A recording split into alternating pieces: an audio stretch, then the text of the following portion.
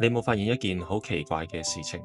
人好似天生就會禱告，唔淨係基督徒禱告，穆斯林會禱告，佛教徒會禱告，印度教徒會禱告，世界各地唔同宗教嘅人都有各式各樣嘅禱告，甚至有啲冇宗教信仰嘅人都會禱告。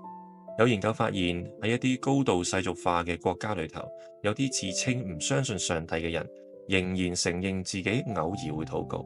一份2004年嘅研究發現，將近30%嘅無神論者話自己有時候會禱告。另一份研究則發現，有17%唔相信上帝嘅人會固定禱告。係咪好奇怪呢？如果一個人真係相信宇宙裏頭冇任何神明，冇任何人聽佢講嘢，咁佢到底係向邊個禱告呢？就正如冇任何信仰嘅人都大多數會對住生日蛋糕同埋蠟燭許願。如果唔相信有神明，咁佢到底係向邊一個許願呢？當然，我哋唔可以誇張嘅話，世界上每一個人都一定會禱告。有啲人即使遇到極大嘅危險，都唔會禱告。所以嗰句好出名嘅話，喺戰壕裏頭係冇無神論者，並唔係完全正確。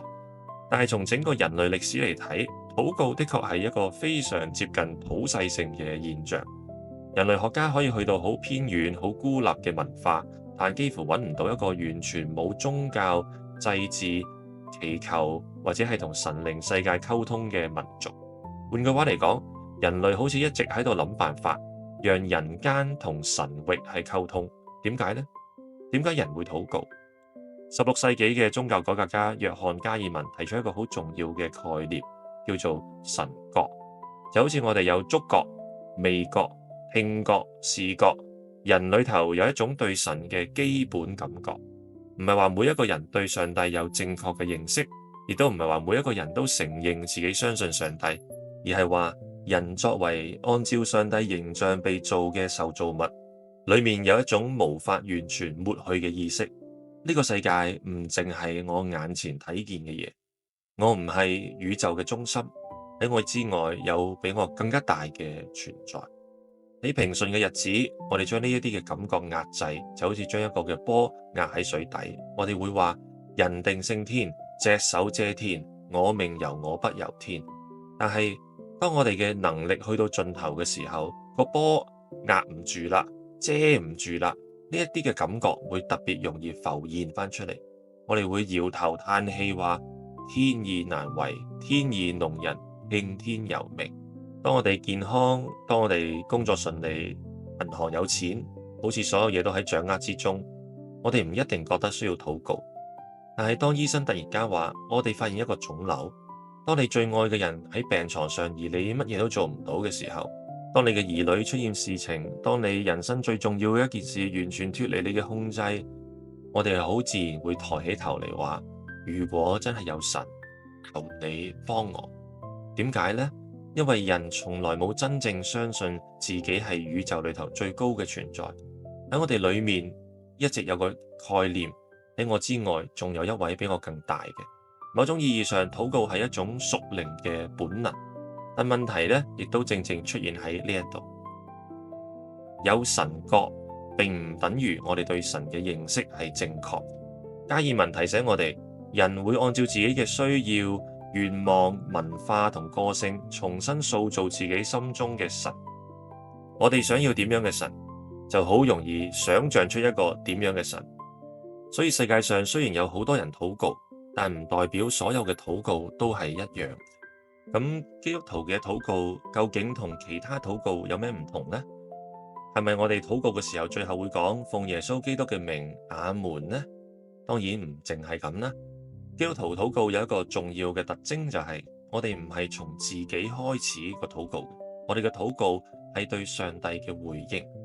好多時候我哋以為禱告係咁樣開始嘅，我有一個需要，所以咧我就嚟揾上帝。上帝啊，我最近工作有問題。上帝啊，我身體唔係咁好。上帝啊，我嘅兒女咧讓我好擔心。於是咧係我開口先，然後咧上帝喺度聽。但係聖經裏頭嘅次序咧，其實係啱啱好相反嘅，唔係我哋首先向上帝說話，而係上帝首先向我哋說話。我哋嘅禱告只係回應佢。所以真正完整意義上嘅禱告，唔係我哋諗辦法從地上發出一個信號，希望天上某一位神明啱好收到。真正嘅禱告係上帝先透過佢嘅話語向我哋說話，我哋聽見之後再向佢回答。換句話講，禱告唔係一場我哋發起嘅對話，而係上帝發起對話，我哋加入呢場對話。聆聽永遠喺說話之前。Eugene Peterson 曾經用一個比喻嚟去解釋呢件事。佢話：你有冇諗過一個 BB 究竟係點樣學識講嘢嘅呢？我哋而家每日都講嘢，講到好自然啊，已經係唔記得咗當初自己係點樣學識嘅。但我哋嚟去諗一諗，一個 BB 出世之後，佢唔會自己坐喺個 BB 床裏頭研究話，我今日呢要發明一套語言。佢亦都唔會自己決定呢個女人以後就叫媽媽，嗰個男人呢就叫爸爸，呢一樣嘢呢就叫奶樽。唔係嘅，係有人首先同佢講嘢，媽媽、爸爸、奶奶、抱抱佢不斷聽，一日又一日，一個星期又一個星期，一個月又一個月，有人一直向佢講話，直到有一日，佢突然發出一個聲音，媽。全家人就好興奮佢識講媽媽啦。但嚴格嚟講，佢唔係創造咗一句語言，佢只不過係一句嘅回應。因為喺佢講媽媽之前，已經有人同佢講過幾百次、幾千次嘅媽媽。所以 Eugene Peterson 話，所有真正嘅言談呢，本質都係回應性嘅。我哋先被說話，然後先學會說話。而禱告都係咁樣，我哋唔係一出生就知道點樣同上帝講話，我哋需要先聽見上帝嘅聲音。喺邊度聽呢？喺聖經嘅裏頭，我哋慢慢讀，慢慢聽，慢慢思想，然後我哋開始學識點樣去回答佢。所以一個學習禱告嘅人，首先唔係問有乜嘢禱告嘅技巧，第一個嘅問題應該係我哋有冇聽呢？有人可能會話，但係我直接將心裏嘅感受話俾上帝唔可以咩？當然可以啦，聖經從來冇叫我哋假裝，難過就話俾上帝知我哋難過，害怕就話俾佢知我哋害怕，憤怒亦都可以帶到佢面前。問題唔係話我哋可唔可以向上帝表達自己嘅內心，問題係如果我嘅禱告永遠只係從自己嘅內心開始，我嘅禱告最後會變成咩樣呢？答案就係會變到非常嘅狹窄，因為我哋每一個人都會偏科嘅。有啲人嘅性格比較內向，咁佢就會點樣呢？佢好容易反省啦、認罪啦、思想自己裏面嘅問題，所以佢嘅禱告可能每日都係主啊，我做得唔夠好，主啊，求你赦免我，主啊，我真係一個罪人。呢啲禱告都冇錯嘅，問題係佢可能好少會大聲歡呼，好少讚美，好少因為上帝嘅偉大而興奮。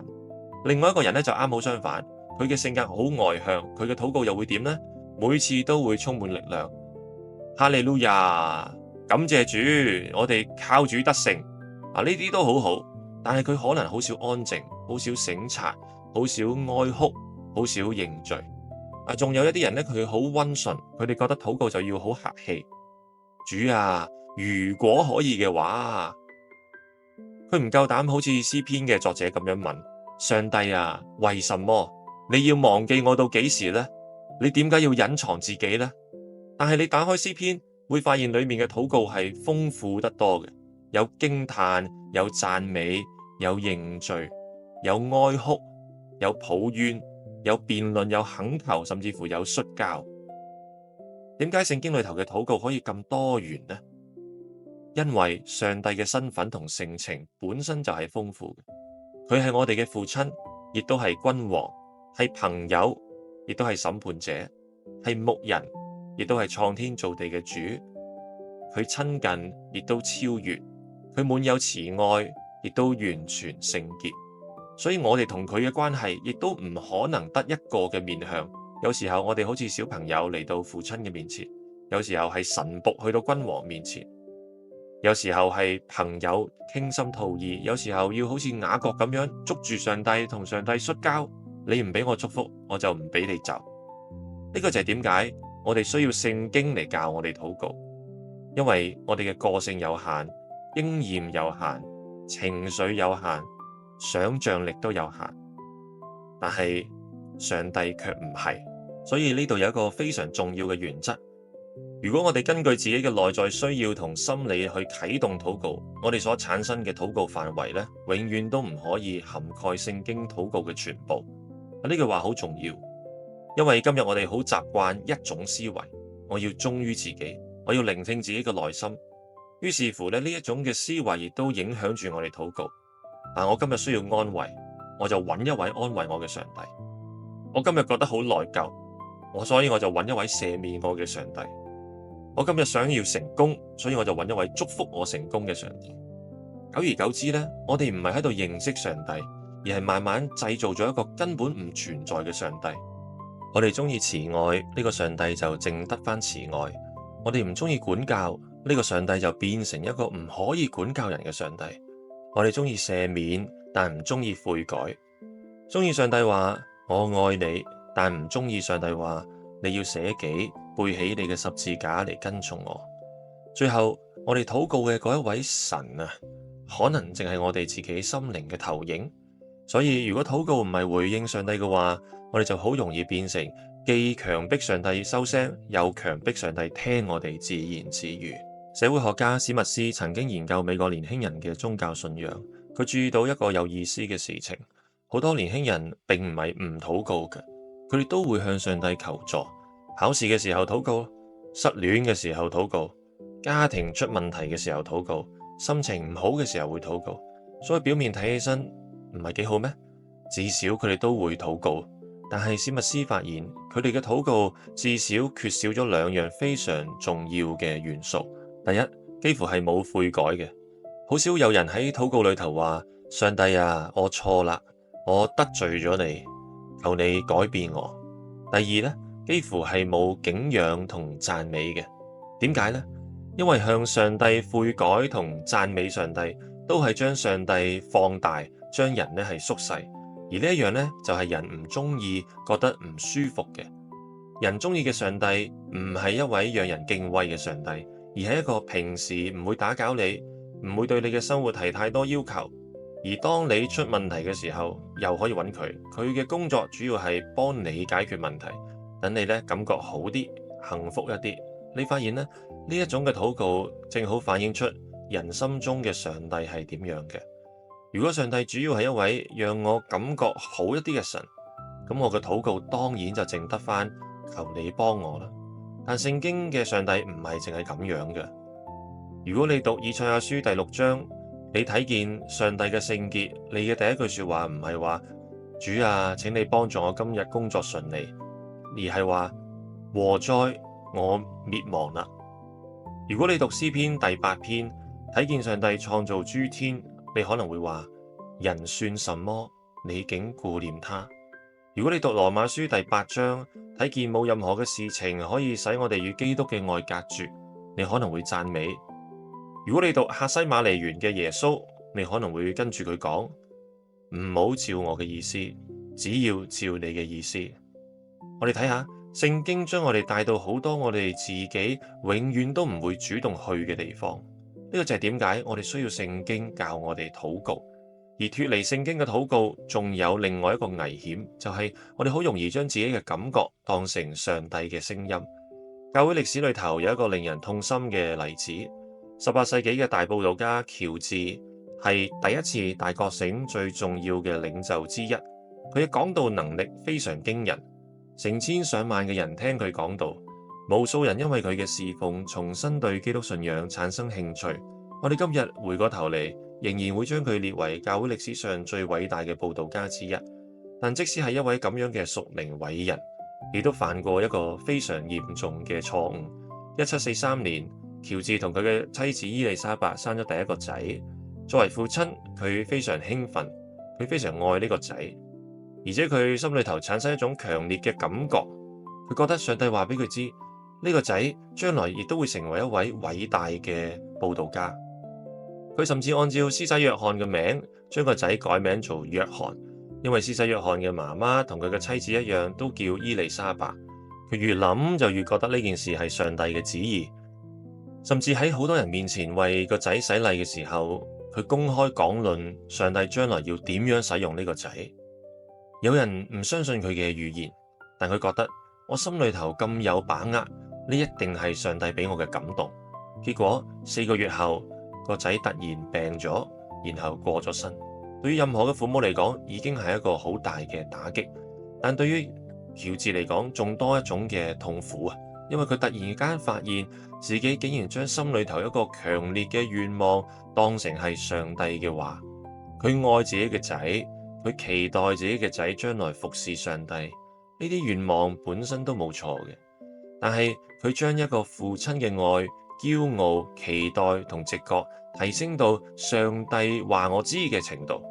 個仔去世之後，佢先痛苦嘅意識到我搞錯咗，而且唔係淨係自己搞錯，佢仲公開將其他人帶入呢個嘅錯誤。後嚟佢寫咗一個禱告，求上帝使佢呢一對犯錯嘅父母更加警醒、清醒，更有經驗，可以識破撒旦嘅詭計。呢個係令人難過嘅事，但亦都提醒我哋一件好重要嘅事：強烈嘅感覺唔等於上帝嘅聲音。你好想一件事發生，唔代表上帝應許一定會發生。你禱告之後覺得好平安，唔代表上帝向你保證結果。你心裏頭一個念頭好強烈，唔代表嗰個念頭就係從上帝而嚟嘅。咁我哋點樣分辨呢？就係返返去同一件事，我哋要聽上帝已經講咗啲乜嘢，而唔係用自己嘅內心替上帝講嘢。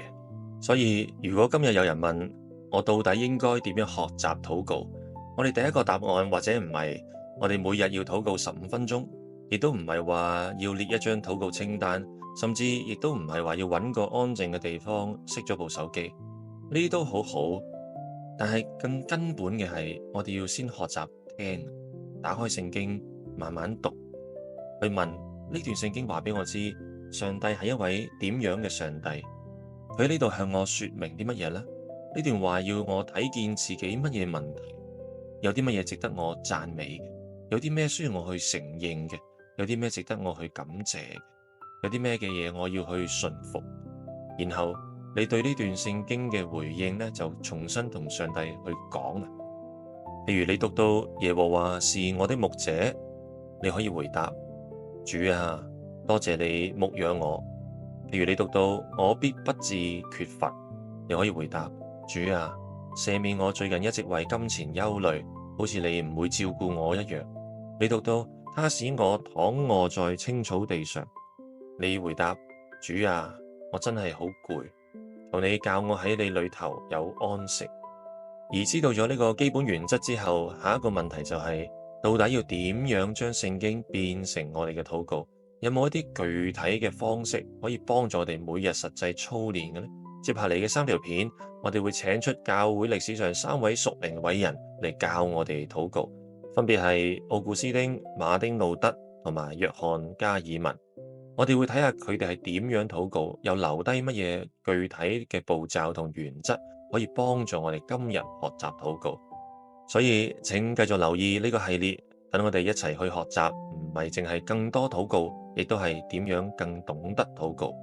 我係 DJ 嘅 D Daniel 牧師，我哋下一集見，拜拜。